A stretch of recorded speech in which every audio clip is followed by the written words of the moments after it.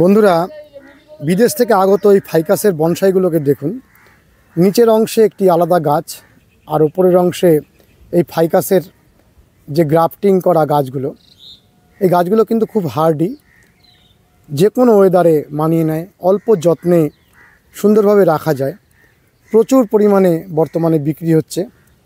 গাছগুলোর যে কাণ্ডগুলো দেখুন, এক একটি কাণ্ডের এক এক রকমের রূপ। কোনো গাছের কাণ্ডের সাথে আরেকটি গাছের কাণ্ডের কোনো মিল নেই। এত পরিমাণে এই গাছটির রূপ যে এক একটি গাছ এক এক রকমের। আপনি এই গাছটিকে নিয়ে একটু কম আলোতেও রাখতে পারেন, আবার পূর্ণ সূর্যালোকেও রাখতে পারেন। যে কোনো ওয়েদারেই গাছটি খুব অল্প যত্নে মেনটেন করা যায়। যারা বনসাই শুনলেই খুব ভয় পান মেনটেনেন্সের কথা চিন্তা করে, তাদের জন্য খুব ভালো একটি পছন্দের ভ্যারাইটি। নমস্কার বন্ধুরা, শ্রী সঞ্জীবন বলছি। আজকে কিছু বনসাই প্ল্যান্ট আপনাদের দেখাই, বা বনসাই করা যায় বা খুব সহজে শোভা তৈরি করা যায় এমন কিছু ছোট জাতের গাছ। সেগুলোকে আপনি প্রপারলি ব্যাকরণ মেনে বনসাই হিসাবেও তৈরি করতে পারেন।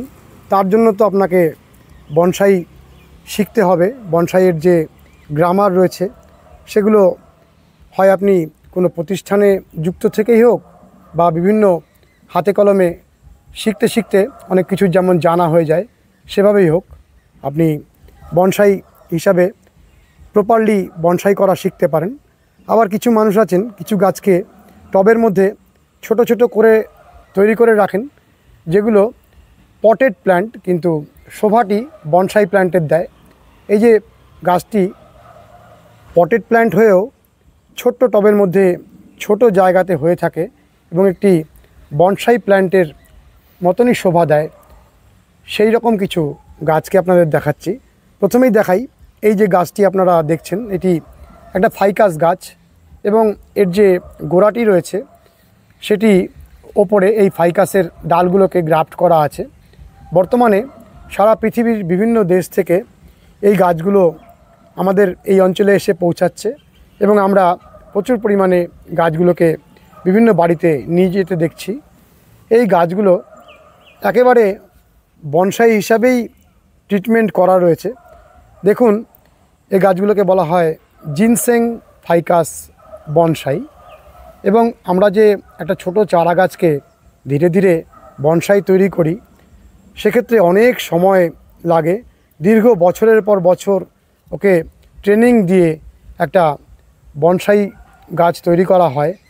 ঠিক সেই কারণেই যে কোনো একটি বড় বনসাইবিদের বাড়িতে আমরা যে গাছগুলোকে দেখি, ওনারা গাছটির মূল্য জিজ্ঞাসা করলে একটা বড় অঙ্কের টাকা আমাদের বলেন। সেই বড় অঙ্কের টাকাটি শুনলে আটকে ওঠার কিছু নেই, কারণ গাছটি তৈরি হতে হয়তো লেগেছে 20 বছর, 30 বছর। এই 30টা বছর ধরে একটা গাছের সাথে ক্রমাগত লেগে থাকা, তারই মূল্যমান হিসাবে গাছটির দাম বেড়ে যায়। আর সেক্ষেত্রে এই গাছগুলো তুলনামূলকভাবে অনেক কম দামে আপনি নিয়ে যেতে পারেন এবং এই গাছগুলো অনেক হার্ডি। আরও একটা আশ্চর্য ব্যাপার, এই গাছগুলোকে পূর্ণ সূর্যালোকেও রেখে দেখেছি, কোনো অসুবিধা হয় না। আবার অনেক বাড়িতে তুলনামূলক আলো কম আসে, সেরকম জায়গাতেও গাছগুলোকে রেখে ওনারা দেখেছি দীর্ঘদিন ধরে অবিকল মেনটেন করছেন। এই বিদেশ থেকে আগত জিনসেং ফাইকাস বনসাইটিকে আপনারা বাড়িতে রাখতে পারেন। এক্ষেত্রে আপনি গাছটির ডালটিকে বাঁকিয়ে একটা পরিণত বৃক্ষের রূপও দিতে পারেন। আবার যদি মনে করেন পটেড প্ল্যান্ট হিসাবে গাছগুলোকে রেখে দিয়ে এরকম শোভা আপনারা গ্রহণ করবেন, সেটিও কিন্তু সম্ভব। আমরা একটু গাছটাকে চারিদিক থেকে দেখি। দেখুন, এই তলার যে নেবাড়ি বা কাণ্ডগুলো কীরকম অতি পুরাতন একটা বৃক্ষের রূপ এর মধ্যে ধরা আছে। আর ওপরের এই ফাইকাসের ভ্যারাইটিটি খুব হার্ডি ভ্যারাইটি। খুব অযত্নে অবহেলায় ফেলে রাখলেও গাছটির কোনো রকম অসুবিধা সৃষ্টি হয় না। গাছটিকে কখনোই মরতে দেখিনি, কারোর কাছ থেকে কখনো শুনিনি যে এই গাছটি মারা গেছে। আপনারাও এই গাছটিকে করতে পারেন। অসাধারণ একটি ভালো পটেড প্ল্যান্ট বা বনসাই প্ল্যান্ট যাই বলুন না কেন, সেই রূপেই আপনারা গাছটিকে করে রাখতে পারেন। জিনসেং ফাইকাসকে দেখুন, প্রত্যেকটি গাছের কাণ্ডের গঠন কিন্তু আলাদা। এই গাছগুলোকে বিদেশে শুনেছি কোনো একটি বড় জায়গার মধ্যে মাটিতে প্রথমে তৈরি করে নেওয়া হয়, আর তার ওপরে এই ফাইকাসগুলোকে গ্রাফট করে দেওয়া হয়। এখানে দেখুন বন্ধুরা, নিচের অংশটি আলাদা গাছ, আর এখানে গাছটিকে গ্রাফট করা হয়েছে। এবারে আপনি যদি মনে করেন ডালগুলোকে বেঁকাবেন, সেভাবে করতে পারেন। আবার অনেকে দেখেছি শুধু মাথাগুলোকে প্রুন করে করে একটা ওপরে ঝাড় তৈরি করে রেখে দেন। তাতে হয়তো একজন বনসাইবিদ বলবেন এটা কোনো বনসাই নয়, কারণ বনসাইয়ের জন্য যাবতীয় যে নির্দিষ্ট ব্যাকরণ রয়েছে এর মধ্যে কোনো কিছুই এর মধ্যে প্রতিভাত হচ্ছে না, সুতরাং এটা বনসাই প্ল্যান্ট বলবেন না। আমরা এই তর্ক বিতর্কের মধ্যে যাচ্ছি না। বিদেশ থেকে গাছগুলো জিনসেং বনসাই বলেই বিভিন্ন নার্সারিতে এসে পৌঁছাচ্ছে, আমরাও সেই কথাটিকে ধরে নিয়েই তার প্রতিধ্বনি করছি। অর্থাৎ এটি হলো জিনসেং ফাইকাস বনসাই। সেটিকে আপনি যদি মনে করেন যে বনসাই নয়, তাহলে বলুন যে জিনসেং ফাইকাস একটা পটেড প্ল্যান্ট। যাই হোক, একটা অসাধারণ বনসাই এর মতন দেখতে একটা গাছ। একটি জিনসেং ফাইকাসকে দেখুন, আমরা আপনাদের দেখাচ্ছি, আর তার সাথে সাথে আমরা দেখাচ্ছি যে বিভিন্ন নার্সারিতে একসাথে যেখানে অনেক পরিমাণে এই জিনসেং ফাইকাসগুলো থাকে, আমি দেখার চেষ্টা করেছিলাম যে এই যে গোড়াটি রয়েছে অর্থাৎ কাণ্ডটি রয়েছে, সেই কাণ্ডটির অনুরূপ কোনো কাণ্ডের গাছ আছে কিনা। অন্তত হাজারখানেক গাছের মধ্যে আমি কোনো গাছের মধ্যে দেখিনি যে একই রকমের অনুরূপ কাণ্ড রয়েছে। অর্থাৎ দেখুন, এখানে 3টে গাছ রয়েছে, 3টে গাছেরই প্রত্যেকের এই গঠনটি আলাদা। এটি হলো অসাধারণ দিক। এখনও দেখুন এর ভিতরের যে প্লাস্টিকটি রয়ে গেছে, অর্থাৎ এখানে যে গ্রাফট করা হয়েছিল, গ্রাফট করার পরে যে প্লাস্টিক দিয়ে মোড়ানো হয়েছে সেটি এখনও রয়ে গেছে। এইভাবে এই গাছটির মধ্যে অনেকগুলো ফাইকাসের ডালকে গ্রাফট করে দেওয়া হয়েছে। আর এইভাবে দেখুন মাথার উপরে কীরকম সুন্দর ডালগুলো বেড়ে রয়েছে। আপনারা এই গাছটিকে যদি করেন, গাছটি কিন্তু দ্রুত বাড়বে না, খুব স্লো গ্রোথের গাছ, আস্তে আস্তে বাড়ে। কোনো একটি জায়গাকে সাজানোর জন্য বা কোনো অফিস বা কোনো একটা জায়গায় কাউকে উপহার দেওয়ার জন্য এই গাছটিকে দিতে পারেন। কারণ উপহার হিসাবে আমরা গাছ দেওয়া শুরু করেছি, অনেক মানুষ এখন উপহার হিসাবে গাছ দিচ্ছেন। তারা যদি এই গাছটি উপহার দেন, তাতে গাছটি তো আপনার বাড়িতে অক্সিজেন দেবেই, তার সঙ্গে সঙ্গে একটা যে কোনো গাছ আপনি দিলে তার পরিচর্যা করাটি সেই মানুষটি যদি না জানেন, তাহলে গাছটিকে কিছুদিন পরে মেরে ফেলেন। সেক্ষেত্রে এই ধরনের হার্ডি গাছগুলো যদি আপনি দেন, তাহলে সেই মানুষটি শুধুমাত্র জল দিয়ে কিন্তু এই গাছগুলোকে বাঁচিয়ে রাখতে পারবেন। সেই জন্য উপহার দেওয়ার ক্ষেত্রে এই জিনসেং ফাইকাস বনসাইয়ের কোনো তুলনা নেই। এবং দেখুন গাছগুলোর কিন্তু যথেষ্ট শোভা রয়েছে। বন্ধুরা, এই যে জিনসেং বনসাইটি, তার এইখানে গ্রাফট করা আছে। এই গ্রাফট করা অংশের তলায় যে ডালগুলো বেরোচ্ছে, যদি কখনো ডালগুলো বেরোয়, তাহলে আপনি ডালগুলোকে অতি অবশ্যই কেটে ফেলবেন।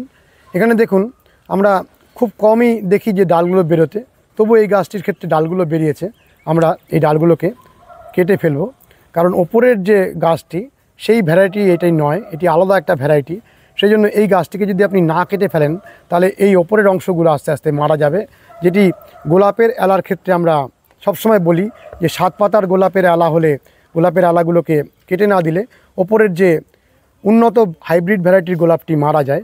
ঠিক অনুরূপ এক্ষেত্রেও আমাদের এই জাইগেনসিয়া অর্থাৎ যেটিকে স্টক বলা হয়, সেই স্টকের গাছটিকে আপনাকে সাইড থেকে বেরোনো ডালগুলোকে কাটতে হবে।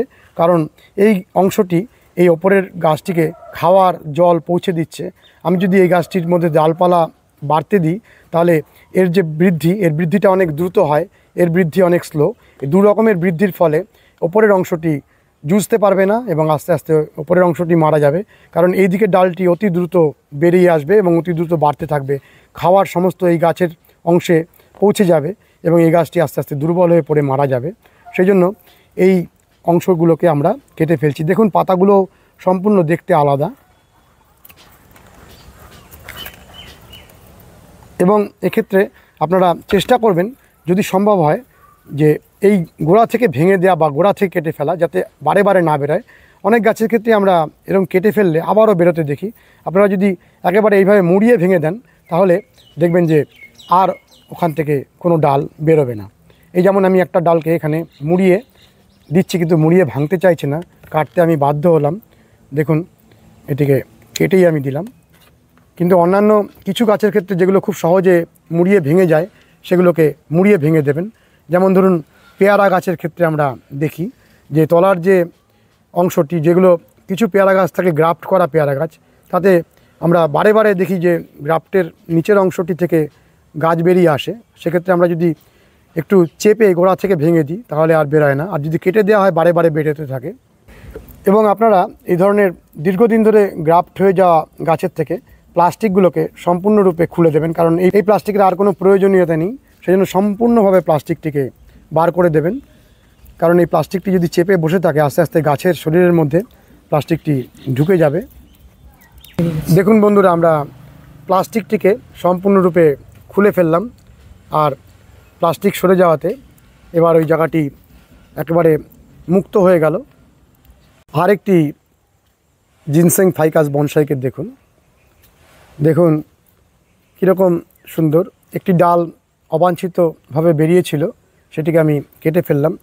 আর এই যে গাছগুলো নার্সারিতে আসে সেগুলো কিন্তু কোকোপিটের মধ্যে করা থাকে, এবং কোকোপিটের মধ্যেও গাছগুলো দীর্ঘদিন ধরে ভালোভাবে সুন্দরভাবে বেঁচে থাকে। কিন্তু আপনারা বনসাই তৈরির যে মাটি, অর্থাৎ বালি, বিভিন্ন কাঁকড় এবং বিভিন্ন রকম সার দিয়ে যে বনসাইয়ের মাটি তৈরি হয়, আমাদের যে প্রচুর বনসাই ভিডিও আছে তার মধ্যে বনসাইয়ের কীভাবে মাটি তৈরি হয় সেটি অনেকবার বিভিন্ন বনসাইবিদ বলেছেন। আপনারা ওই ভিডিওগুলো থেকে বনসাইয়ের মাটি তৈরির যে পদ্ধতি সেরকম মাটিতে গাছটিকে বসিয়ে দেবেন। আর নিতান্তই যদি বনসাইয়ের মাটি নাও পারেন তাহলে যে কোনো ধরনের মাটির মধ্যে একটু বালি কাঁকড়যুক্ত মাটি বানিয়ে গাছটিকে বসাবেন, যাতে গাছটির মধ্যে গোড়ায় জল না দাঁড়ায়, এবং খুব ভালোভাবে টবের তলায় ফিল্টারিংটা দেবেন। জল যেন দেওয়ার সঙ্গে সঙ্গে নিচ দিয়ে বেরিয়ে যায়। জল যদি নিচ দিয়ে বেরিয়ে যায় আর সামান্য নিউট্রিশন পেলেই গাছটি অসাধারণভাবে সুন্দর হয়ে থাকবে। এবং যদি কখনো মনে হয় যে আপনি কোনো জায়গায় কোনো গাছ উপহার দেবেন এবং যাকে উপহার দিচ্ছেন তিনি কোনো সময়ই গাছের পরিচর্যা করতে পারেন না বা গাছের পরিচর্যা সম্পর্কে কিছুই জানেন না, তাদেরকে নিঃসন্দেহ হয়ে এই গাছটি উপহার দিতে পারেন। আপনি জানবেন যে আপনার দেয়া গাছটি তিনি মেনটেন করতে পারবেন, এবং তার জানলার ধারে বা কোনো একটি জায়গায় গাছটি আজীবন একই রকমভাবে বেঁচে থাকবে।